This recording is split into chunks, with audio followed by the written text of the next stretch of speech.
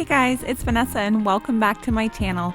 Today is time for another What's for Dinner, but it's not just any What's for Dinner because today I am collabing with Kayla from the Unmodern Millennial. Kayla is a mama just like me, and I first discovered her on Instagram when I discovered all of her delicious looking meals. Found her on YouTube to find that she did What's for Dinners, a lot of budget hauls and meal plans and delicious recipes. Please check her out, you won't regret it. Now for my What's for Dinner this week, I have 3 exciting recipes to share with you guys, and I threw in a fish and chips just because, well, that's real life. The first dinner is garlic and butter shrimp ramen. This one was inspired by Miriam over at It's So Good. If you guys like ASMR or eating videos, I absolutely adore her. First, you're gonna need some shrimp. I'm just using pre-cooked frozen shrimp because I'm not about spending a ton of money on that. I have 2 packets of instant ramen. You will need both packets, but only one of the seasonings. I'm also gonna use a couple tablespoons of butter. And you guys know, if you follow me on Instagram, that I am in love with green onions and ramen. It just kind of goes together. I'm also gonna add some garlic powder, and some onion powder.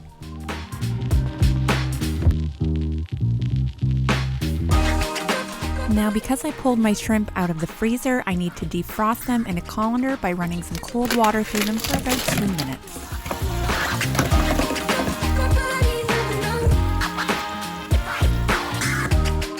Now I'm going to go ahead and slice up my green onions. I like to do that on the bias or on a bit of an angle because, well, it's just pretty.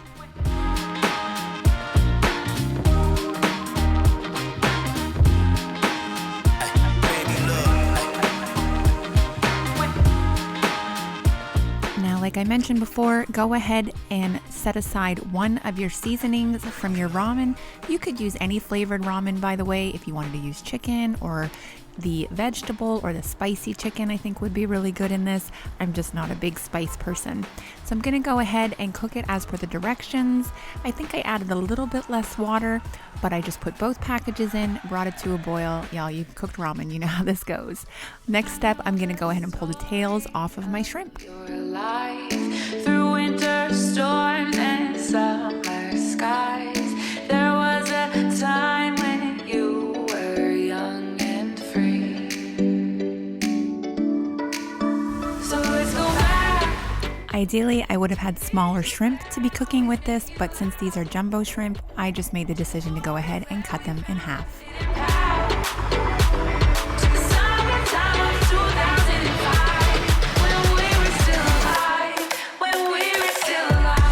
Now that our shrimp and our ramen are going, we're gonna go ahead and prep the garlic butter sauce, which you guessed it, is butter. So here I have about 2 or 3 tablespoons of butter that I'm going to melt in a non-stick skillet.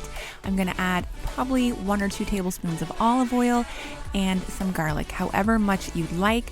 I do have 2 cloves here that I'm putting into my mixture, and I will be adding garlic powder as well.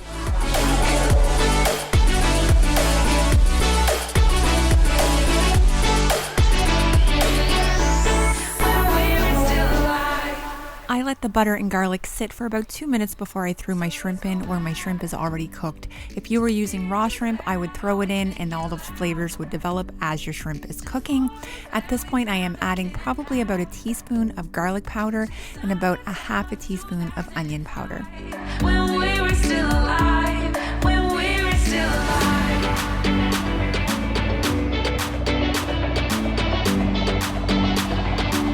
Here I'm just preparing to plate my ramen, and what I'm going to do is add about 2 tablespoons of the liquid into here because that will help develop the sauce.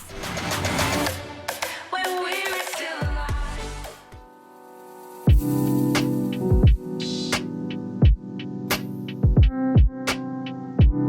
Here I'm just going to ladle the mixture right over my noodles. You could use spaghetti or linguine. It would be really, really good too.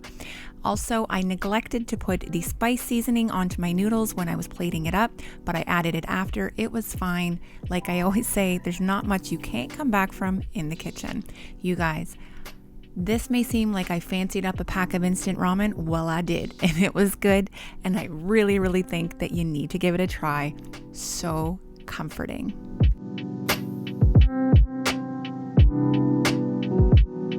While dinner number 2 is not a recipe, I wanted to show you because this is our all-time favorite frozen fish. The blue water is so good, you guys. The English style haddock, so delicious. And I've discovered these tater tots from Walmart, the Great Value brand, so amazing in the air fryer. They are done in like 12 minutes and they're crispy and delicious. And I don't know what it is, but there's some sort of seasoning on these tater tots and it's phenomenal. And I had to show you these chicken nuggets because a local market here sells McDonald's chicken nuggets that you can cook at home. And you guys, they tasted like McDonald's chicken nuggets. My stepson was absolutely ecstatic. Also served it up with some cherry tomatoes on the side for a veg, our favorite tartar sauce, which is Kraft, and ketchup. You guys, they don't all have to be fancy, but some are just good.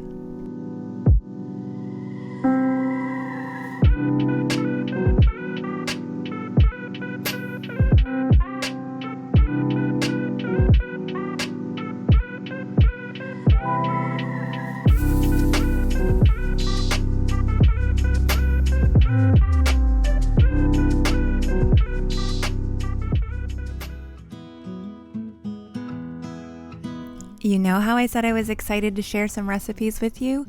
Let me tell you about my broccoli and cheddar soup. First off, you're going to need a large pot or a Dutch oven. Now, I didn't make a large batch of this soup. I don't tend to measure. I just kind of eyeball my ingredients. This is not from a recipe. This is just a mixture of all things delicious. You're going to need some flour. For seasoning, I just use salt, pepper, paprika, and actual garlic. You can use jarred or minced garlic, that's up to you.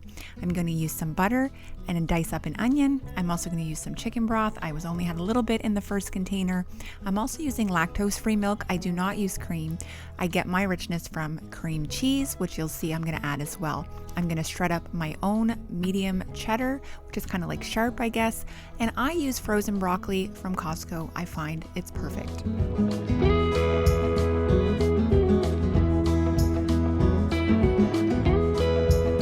I'm going to go ahead and dice up my onion fairly small, and the one thing that I forgot to show you is I will be adding half of a shredded carrot as well.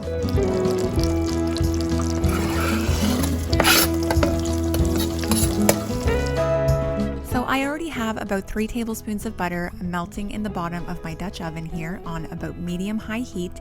I'm going to throw in the onions and about a heaping teaspoon of garlic. I added about a 1/4 cup of shredded carrots. Again, this is a personal preference. If you don't even like carrots in your cheddar broccoli soup, by all means, omit it. You could add celery. I've done that. I really like that too.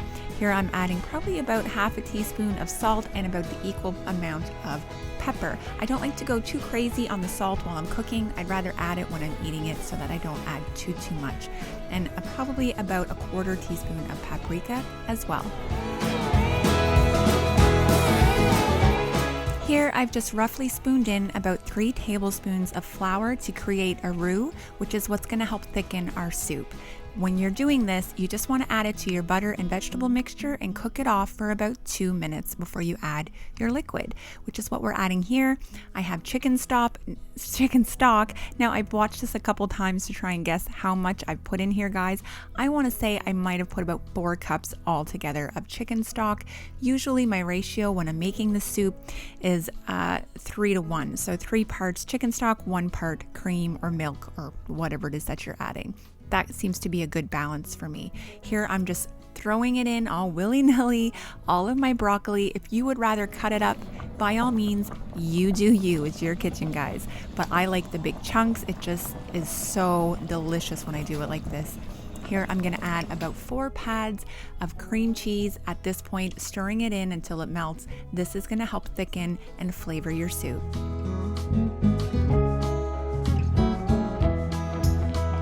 Here I'm just seasoning with a little more salt and pepper. You can season as much as you would like or as little.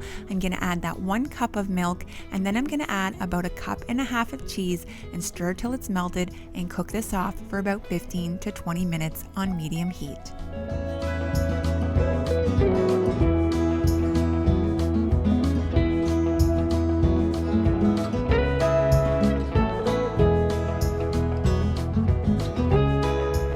You know, this is one of those soups that comes together in half an hour, especially if you're willing to use frozen broccoli out of your fridge. It's something I can throw together on a whim, and it's one of those things that when I make it, I say, why don't I do this more often?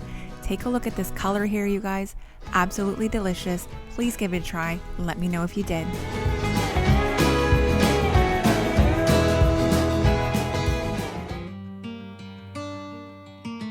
The last recipe I want to share with you is Moxie's steak salad. Now, Moxie's is a Canadian chain here in Canada. Obviously, it's Canadian, but basically, I was obsessed with their dressing on their steak salad, and I found a recipe and I want to share it with you guys. I had 2 beautiful cuts of steak that I had gotten on sale a little while back. And for the dressing, you're going to need some olive oil and, yes guys, clamato juice. If you don't have this around where you are, by all means use V8 or tomato, but basically what clamato juice is tomato juice with clam juice in it. And we use it here in Canada to make Caesars, which delicious. Look it up and give it a try. I'm also going to use some Dijon mustard, red wine vinegar, some salt, pepper, garlic, and some basil. Just dried is fine. If you had fresh, you could use that as well. I'm sure it would have been delicious. I'm going to grate up a little bit of this onion because that's going to go directly in the dressing, which, guys, I think makes all the difference. I'm going to garnish with French's crispy onions, these delicious heirloom tomatoes. I also have some goat's milk cheese. If you're not a fan of goat's milk cheese, then by all means just use feta or mozzarella or anything that you like. This is your salad. I'm going to use a spring mix here as well, but if you wanted to use romaine, that would work as well. The first step before we do anything else is to go ahead and reduce this can of clamato juice. Now the recipe calls for a half cup reduced down to a quarter. So all you have to do is bring it up to a boil, kind of let that simmer and boil for about 10 or 15 minutes, and it reduces down to about a quarter cup. For the steaks, I'm keeping it super simple: salt, pepper, and a little bit of garlic powder.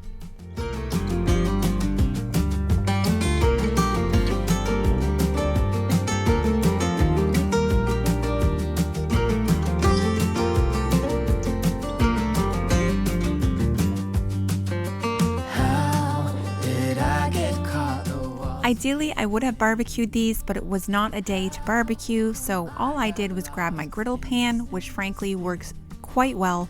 I threw a couple pads of butter and some olive oil on there. I'm going to go ahead and get my silicone brush to brush it around to make sure that it's covered in all the grooves. This is a little trick that I like to use, and get it nice and hot and throw the steaks on there. I'm living fast, I lost my soul, I'm driving to get away. Running through emotions high and low, holding on or letting go, I'm fighting another day. Eyes on the road, don't lose control. I'm speeding fast to chase my soul, I'm driving to get away. Here I'm just showing you that it has reduced, and I'm pouring it in the measuring cup, and it's just over a quarter cup. Perfect. Letting go, I'm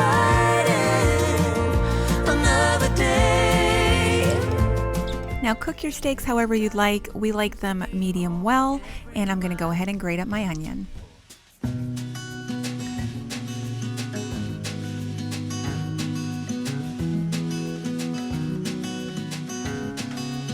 Now let's start the dressing. Grab your reduced clamato juice and add, I believe, I'm going to list it below, but I think it was half a teaspoon of minced garlic, about half a teaspoon of the gourmet Dijon mustard, a teaspoon of dried basil, a quarter teaspoon of salt, along with a quarter teaspoon of black pepper, and also going to add a quarter cup of the red wine vinegar and a quarter cup of olive oil and a heaping tablespoon of that grated onion.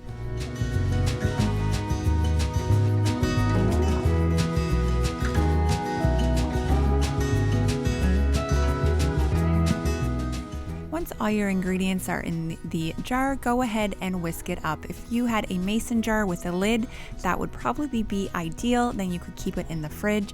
I do not have a lid. I seem to have an unimaginable amount of mason jars with not a lid to be found.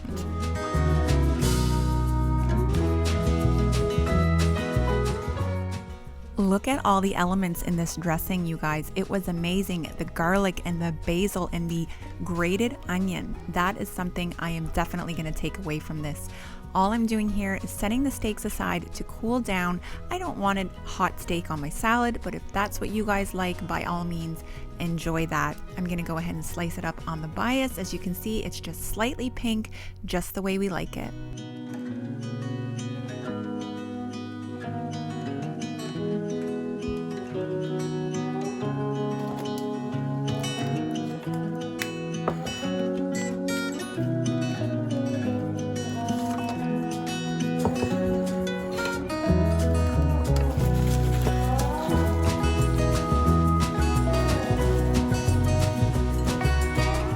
Time for the magic and putting it all together. Personally, I like some of my tomatoes sliced and some not. So here I'm slicing some and then I'll throw some in whole.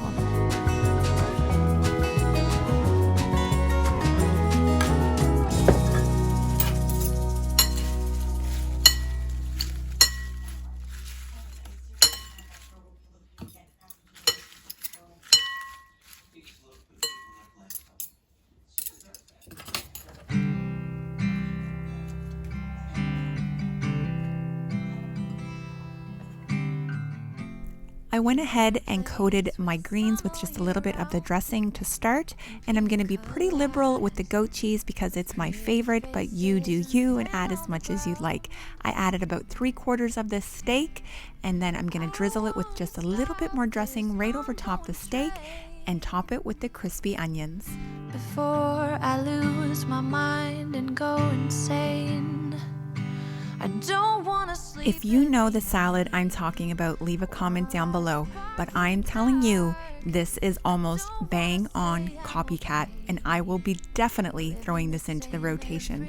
Please give it a try. It was so good, you guys. Let's take off. All right, you guys, I hope you enjoyed this video. Please go over to Kayla's channel, check out her video, tell her that I sent you. All right, I hope you all have a fantastic week. I hope you try one of these recipes, and I hope you tell me about it. Take care, and I'll see you all in my next video. Is different. It's hard at this speed to see anything.